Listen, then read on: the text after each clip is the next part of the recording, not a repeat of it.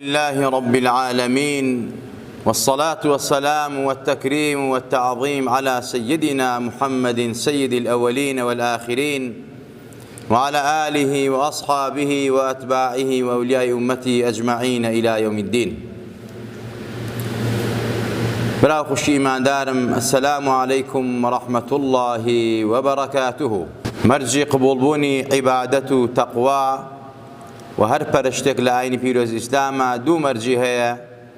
یەکیان ئەوەیە موافقی شریعەتی ئیسلام بێ، دووەمیان ئەوەیە کەوا ئیخلاص و بەس بۆ خوا بێ و شەریکی تیا بڕیار نەدرێ بۆ ذاتی حەق تەعالا. عیبادەت نوێژە، ڕۆژووە، زەکاتە، هەر خێر و سەدەقەیەک کەوا بۆ خوا بێ ئەمە عیباداتە. ڕۆژوگرتن چ فەرز بێ یا سونەت بێ، یەکێکە لەو عیبادەتانەی کەوا پێویستە مسلمانان و ئیمانداران هەمیشە و دائیم بە شێوازێک ئەو عیبادەتە بکەن کە موافقی شریعەت بێ. ئەمە هەر بۆ خوایە، بەڵام ئەبێ موافقی شریعەتیش بێت. ڕۆژووی فەرزەوە هەموو لایەکمان ئەزانین مانگی ڕەمەزانە، یا کەسێ نەزری لەسەر بێ ئەوە واجبە لەسەری بیگرێت، بەڵام باقی ڕۆژەکانی تر سونەتە، چ سونەتی دووشەمە و پێنجشەمە بێ، یا سونەتی داودی بێ، یان بە هەر حاڵ سونەتی عەرەفە بێ، ئەیامی زیلحیجە بێ، هەر سونەتێک لەو سونەتانە بێ ئەبێ موافقی شریعەتی ئیسلام بێ و لەژێر سایە و سێبەری قورئان و سونەت و فەرمایشتی زانایانە بێ. پێغەمبەری خوا فەرمێ صلی الله عليه وسلم: إذا انتصف الشعبان فلا تصوموا. كمانجي شعبان نيوة بوا يتر إيوه بالروج مبن. ولا فرماجة ترى دايكي إيمان داران رضا رحمة إخوة لأخوي وباوكشي وهم أصحابي بيغمبر بيه صلى الله عليه وسلم أفرميت بيغمبري نازدار لمانجي شعبانا لهموم ما كان زياتر بالروج بوا نمبيني ورسول الله ئەوەندەی کە لە شەعبانە بەڕۆژوو بووە لە باقی مانگەکانی ترا وەک شەعبان بەڕۆژوو بێت. ئەمە دوو حەدیسە پێچەوانەی یەکتریە.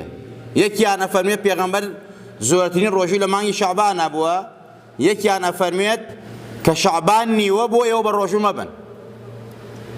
بۆیە ئیجتیهادی عولەما ڕەحمەتە، ئیختیلاف ئومەتی ڕەحمەتون. پێغەمبەر ئەفەرمێت ئەگەر ئەم ئیجتیهادی زانا بەڕێزانە نەبووە ئێمە لەم حەدیسانە سەرمان دەردەیە کرد بەڕاستی، لە معناکەی نەیەگەشتین. معنا واتە ئەم دوو حەدیسە کە تەوفیق بکەینە بەینیان ڕێکیان خەین، بەم شێوازە عولەما ڕێکیان خستووە. فەرموویانە ئەگەر کەسێک عادەتی وا بێت هەموو ساڵێک مەسەلە ڕەجەب و شەعبان و ڕەمەزان بەیەکەوە بگرێ، وەک پێغەمبەری خوا صلی الله علیه وسلم کە مانگی شەعبان زۆرینەی بەڕۆژوو بووتیایە، ئەمی عادەتی وا بۆ هەموو ساڵێکە مانگی شەعبان هاو لە ئەوەڵەوە نیەتی لێنە حەتاکو کوتایی پێێنا لەگەڵ ڕەمەزانە گرێدا. ئەمە ئەگەر دوای شەعبانیش بێت هەر ئەتوانێ بە ڕۆژوو بێت، عادەتەکەی خۆی نابێت یەکدا وەک پێغەمبەری خوا صلی الله علیه وسلم. یان کەسانێکەوە عادەتیان وایە ڕۆژانی دووشەمان و پێنجشەمان لە ساڵا بە ڕۆژوون، ئەمەش عادەتیان هەر تێک مدەن، سونەتەکەی پێغەمبەری خوا ئایان گرێتەوە، ئەتوانن لە دوای مانگی شەعبانیش لە دوای 15 شەعبانیشەوە هەر دووشەمە و پێنجشەمەی خۆیان بگرن و گوناهبار نابن، بەڵکو سونەتی پێغەمبەری خۆیان جێبەجێ کردووە. یا کەسێک عادەتی وایە ڕۆژنا ڕۆژێک بە ڕۆژووە، سونەتی داودی ڕۆژێک بە ڕۆژووە، ڕۆژێک بە ڕۆژوو نییە، یعنی لە ساڵە 6 مانگ بە ڕۆژووە، ئەمەش هەر دوای 15 شەعبان ئەتوانێ بە ڕۆژوو بێ. ئەو حەدیسەی پێغەمبەری خوا کە نەهی کردووە دوای 15 شەوان ئەو ناگرێتەوە، عولەما فەرموون، چونکە پێغەمبەری خوا ئەمە شوێنکەوتنی پێغەمبەری خوایە کە لە مانگی شەعبانە زۆرترین کاتەکانی بە ڕۆژوو بووە. و هەروەها ئەوانەی کەوا قەرزارن، ئەوەی کە ڕۆژوو قەرزارە، ئەمەش کات و ساتی بۆ نییە، حتا لە هەموو کات و ساتەکە ئەتوانێت ڕۆژوو خۆی قەزا کاتەوە. نەهیەکەی پێغەمبەری خوا بۆ دوای 15 شەعبان ئەو ناگرێتەوە. ئەوانەی کەوا نەزریان لەسەرە، نەزری کردووە لەسەر خۆی، مەسەلە نەزر واجبە، وەفان بە نەزر واجبە، ئەمەش واجبە لەسەری نەزرەکەی جێبەجێگا با دوای 15 شەعبانیش بێ، گوناهبار نابێ، بەڵکو خێردارترە بێ بۆی چونکە ئەو واجبەکەی خوای لەسەر لا ئەچێت جێبەجێەکات. ئەی بۆچی ئەم ڕۆژوە حرامە؟ فإذا انتصف الشعبان فلا تصوموا، بۆ کەسانی کەوا خەڵکە عامەکە کە عادەتی نەگرتووە بە ڕۆژی سونەتەوە بەگرتنی ڕۆژی شعبانەوە، ئەمە بەڕاستی حرامە لەسەری کە پاڕ شعبان نیوە بووە 16 شعبان حرامە بەڕۆژوو بێت، تا 15 ئەتوانێ بەڕۆژوو بێ، تا 15 ئەیام البیضە، 13 و 14 و 15 ئەیام البیضە، یعنی ئەو سێ ڕۆژەی گرت ئیتر لە دوایەوە مادەم عادەتی نەگرتەوە بەگرتی ڕۆژی مانگی شعبانەوە بە هەموویوە، یا ڕۆژی دووشەم و پێنجشەمانی نییە، یا سونەی داودی نییە، یا قەرزار نییە، یا نەزری لەسەر نییە، ئەمە حرامە لەسەری بەڕۆژوو بێ. ئەگەر بەڕۆژوو بێ گونابارە بێ و تاوانبارە بێ، چونکە وتمان یەکێک لە مەرجی قبوڵبوونی عیبادەت ئیخلاص و بۆ خوابوونە دوو موافقی شەریعەت بێ.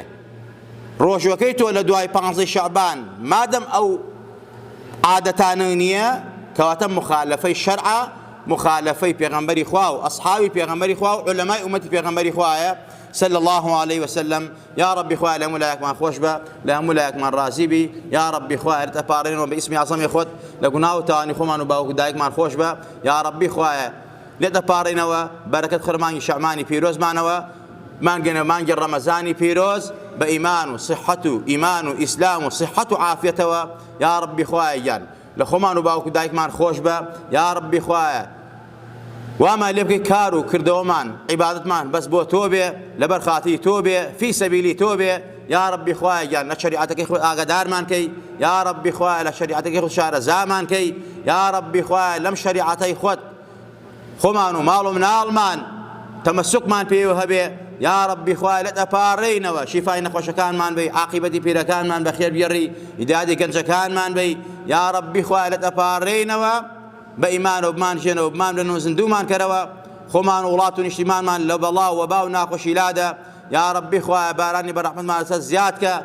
كانوا كاريس من ببتقينا ولات ما توشي قاتي وقراني ونارعتي مكة، ولات ما لقاتي وقراني ونارعتي وآشوب فيتنو وباو نقوشي بارز راوكا، يا ربي خوا كار بدسي ولات من بو إصلاحك إيمان وإسلام وأخلاق ووجدان ينبري، يا ربي خوا أويد دلصوزي دين وأخلاق وخاك ولات ونشتمان معنا خواه برقراري كي اوي دجمني دين معنا خاك معنا ولات معنا كلتور معنا زبان معنا، يا ربي خواه اگر شاوي دات هدايات دي اگر شاوي داتني خواه جان تفرتنا كيدو لكول ماني كيتوا، يا ربي خواه لتبارينوا او اني دعاء خير ان لايما كردوا اگر نخوش شفاء عاجل بلان بو بريرا اگر جيرو غرفتي يعني مشاكل انا خواه بويان شهر سركو بويان حل بفرمو، يا ربي خواه اگر قرضدار يارمتيان با اگر نخوش شفاء عجب پلیان بو بنیرا من دالنا من دال صالحان بري هيان وصالن اخويا بوان صالح كي، يا ربي خويا جان همو لا يكمان محفوظ سلامتك لدرد بلاو ناقوشو كفر وتاوان ومعصية.